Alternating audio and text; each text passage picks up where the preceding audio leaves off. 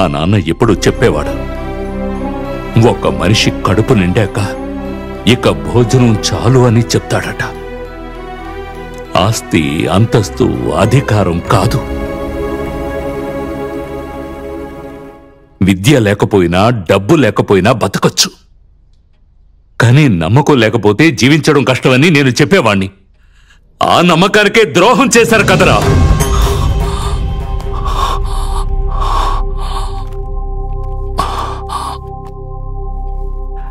ఈ కంపెనీ మొత్తం ప్రాపర్టీ విలువ 392 కోట్లు.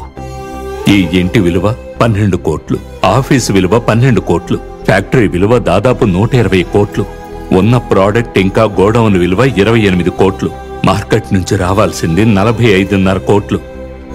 మీ అందరి పేరున రాసిన ప్రాపర్టీ విలువ 153 కోట్లు.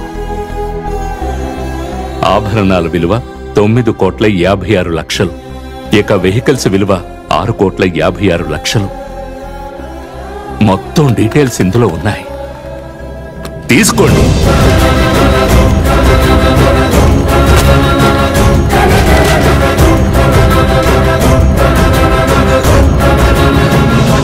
నన్ను క్షమించండి నాన్న. వీళ్ళ మాటలు విని ఇలాంటి తప్పుడు పని చేశాను. So sorry.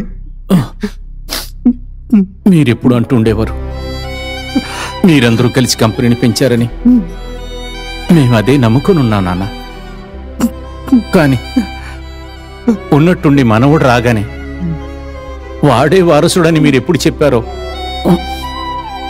మాకు చాలా భయం వేసింది నాన్న.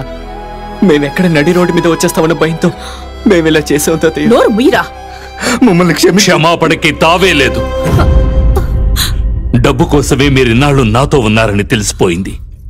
పొండి పొండి నాన్న, ఒకే ఒకసారి దయచేసి వెళ్ళిపోండి.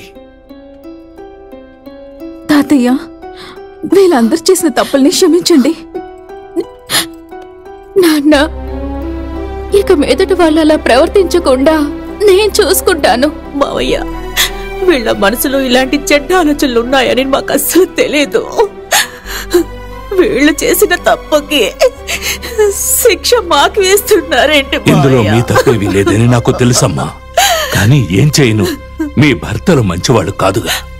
వాళ్ళు ఎక్కడ ఉంటారో మీరు అక్కడే ఉండండి. వెళ్ళండి, వెళ్ళిపోండి. వద్దు, దయచేసి వెళ్ళిపోండి. ఈ ఇంట్లో ఎవరికీ చోటు లేదు. వెళ్ళిపోండి, పోండి.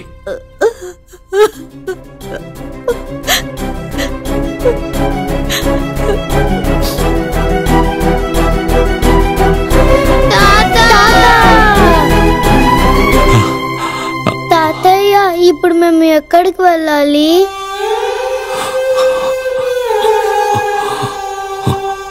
తాత, ఈ ఇల్లు మాది కాదా?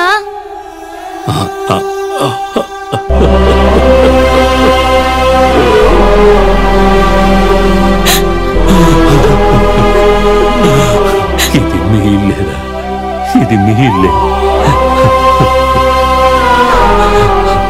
ఈ ఇల్లు వదిలి మీరు ఎక్కడికి వెళ్ళక్కర్లేదు.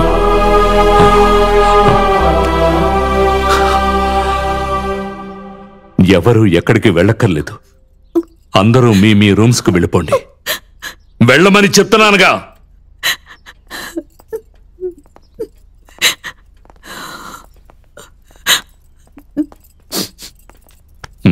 మావయ్య, నీకున్న ఈ మతిమరుపు రోగాన్ని ఆ దేవుడు నాకిచ్చుంటే అన్నీ మర్చిపోయి హాయిగా ఉండేవాణ్ణి.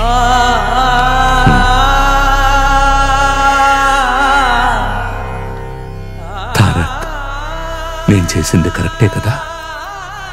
పిల్లలు నన్ను ప్రశ్నలు అడిగినప్పుడు ఏం చెప్పాలో నాకు అర్థం కాలేదు. గుండె తరుక్కుపోయింది. వాళ్ళు ఏమేం తప్పులు చేసినా మనవాళ్లే కదరా. కరెక్ట్ తాతయ్య మీరు చెప్పింది. వీళ్ళందరినీ క్షమిస్తున్నప్పుడు మీకున్న ఆ గొప్ప మనస్సు మా అమ్మ నాన్న విషయంలో ఎందుకు లేదు? అది నా చెల్లికిచ్చిన మాట. అది మీరిచ్చిన మాట తాతయ్య. ఏ రోజైతే మా నాన్న మా అమ్మను ప్రేమించడం మొదలుపెట్టారో ఆ విషయం ముందుగా చెప్పింది మీ చెల్లెలికి. అదంతా నాకు తెలియదు. వాడు చేసింది తప్పు.